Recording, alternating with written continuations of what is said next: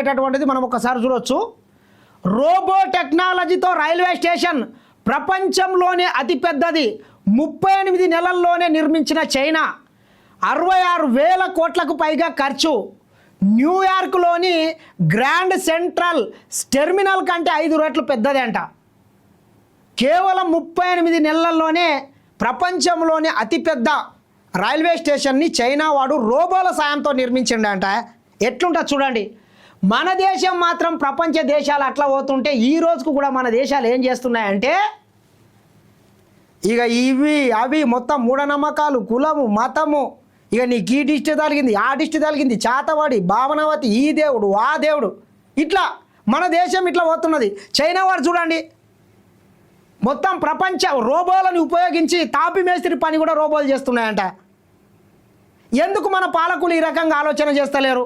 Corona వస్తే గంటలు కొట్టమంటారు, ఇంకో దానికి గంగా ఆరతిస్తారు, ఇంకో దానికి మంతరిస్తారు. ఇదే ఈ రకంగా చేస్తే ఈ రకంగా మనం చెప్పినామనుకో మనం దేశ ద్రోహులం అయిపోతాం. చూడండి ఒక్కసారి. తాపి పట్టిన చైనా రోబోలు 38 నెలల్లో హై స్పీడ్ రైల్వే స్టేషన్ నిర్మాణం. సముద్రంలో కిలోమీటర్ల కొద్ది వంతెనలు నిర్మించిన, కొండ కోణల్లో ఎత్తైన వారధులను కట్టిన, అతి తక్కువ కాలంలో అత్యద్భుతంగా తీర్చిదిద్దడం చైనాకు వెన్నుతో పెట్టిన విద్య.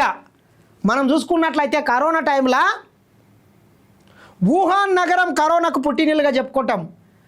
వుహాన్లో వాళ్ళు కొన్ని గంటల వ్యవధిలోనే అత్యాధునిక హాస్పిటల్ని కడితే మనోళ్ళు మాత్రము మన దేశంలో కరోనా వస్తే ఏం చెప్పిండు ఆయన మోడీ గారు? పొద్దుమీకలో వచ్చి అందరు గంట తీసుకొని గన గంట కొట్టుండి గో కరోనా గో అంటే వెళ్ళిపోతుంది అని చెప్పిండు. అట్లుంటుంది మన దేశ పరిస్థితి. ఎందుకు ముందుకు వెళ్తాం చెప్పండి ఇట్లుంటే? చూడండి, చైనా వాడిని చూసి నేర్చుకోండి, జపాన్ వాడిని చూసి నేర్వాలే, సింగపూర్, మలేషియా వాళ్ళని చూసి నేర్చుకోవాల్సినటువంటి ఉన్నది మన మీద. ఇవి మాత్రం చూడరు.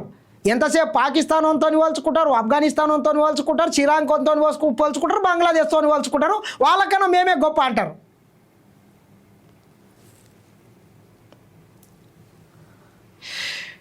ఇప్పుడు అదే కోవలో ప్రపంచంలోని అతిపెద్ద రైల్వే స్టేషన్లో ఒకటైన చాంకింగ్ ఈస్ట్ హైస్పీడ్ రైల్వే హబ్ను తీర్చిదిద్దింది. కేవలం 38 నెలల్లోనే ఈ ప్రాజెక్టును సాకారం చేసి చరిత్ర సృష్టించింది. భారీ స్థాయిలో రోబోలను వినియోగించి ఆ రంగంలో విప్లవాత్మక మార్పులకు నాంది పలికింది. మనం చూసుకున్నట్లయితే ఇటీవల ప్రపంచవ్యాప్తంగా వచ్చినటువంటి ఒక సదస్సుల ఢిల్లీలో చైనా నుంచి ఒక రోబోని కొనుక్కొని వచ్చి మేమే తయారు చేసినామని ఆడ ఎగ్జిబిషన్లో పెట్టినారంటే సిగ్గు అయింది. చైనా వాడు మేము తయారు చేసినాం దాన్ని, మీరు కావాలంటే అమెజాన్లో 2 లక్షలకు దొరుకుతుంది అని చెప్తే ముక్కు చెంపలు వేసుకొని మన ఇజ్జత్ పోతుంది అని చెప్పి ప్రపంచ దేశాల ముందు క్షమాపణ చెప్పే పరిస్థితి వచ్చింది. ఇట్లుంటుంది మన వ్యవస్థ. మన పాలకులు ఈ రకంగా మోపాయారు ఈరోజు మనకు. 1.22 మిలియన్ చదరపు మీటర్ల విస్తీర్ణం. ఈ రైల్వే స్టేషన్ 12.2 లక్షల చదరపు మీటర్ల విస్తీర్ణంలో ఉన్నది. హైస్పీడ్ రైళ్లతో పాటు మెట్రో రైళ్లు, బస్సులు, ట్యాక్సీలు, సుదూర ప్రయాణ రవాణా సౌకర్యాలకు ఇది విలయంగా మారింది. 15 ప్లాట్ఫామ్లు, 29 ట్రాక్లు ఉన్నాయంట. గంటకు 16,000 మందికి సేవలు అందించగలదు. ఏడాదికి 10 కోట్ల మంది దీని ద్వారా ప్రయాణించడానికి ఏర్పాట్లున్నాయి. దీని ఉక్కు గాజు నిర్మాణ శైలి వల్ల సహజంగా వెలుగు ఉంటుంది.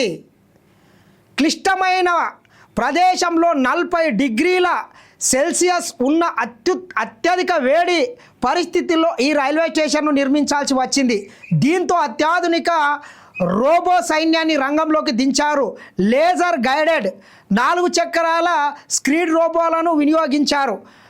లైడార్, AI, 5G టెక్నాలజీని ఉపయోగించి కంట్రోల్, లెవెలింగ్ మిల్లీమీటర్ స్థాయి వరకు ఖచ్చితత్వం సాధించారు.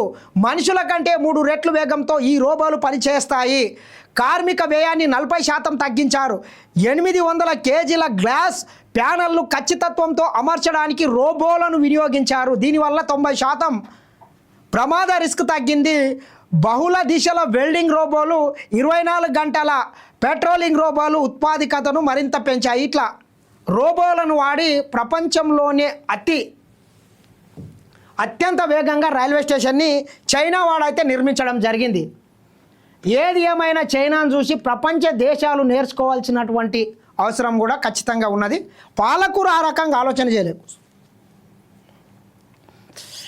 తెలంగాణ రాష్ట్ర ముఖ్యమంత్రి రేవంత్ రెడ్డి గారు నిన్న సెక్రటరియట్లో మీడియాతోనూ పలు ఆసక్తికరమైనటువంటి వ్యాఖ్యలను అయితే చేయడం జరిగింది. ఒక్కసారి చూడొచ్చు.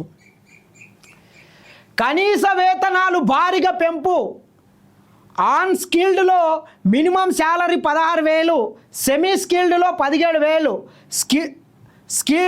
స్కిల్డ్లో 18,500, హెవీ స్కిల్డ్ 20,000. ఇట్లా కార్మికులకు 4 విభాగాలుగా విభజించి కనీస వేతనాలు ఇవ్వాలని చెప్పి రాష్ట్ర ప్రభుత్వం తీర్మానం చేయడం జరిగింది.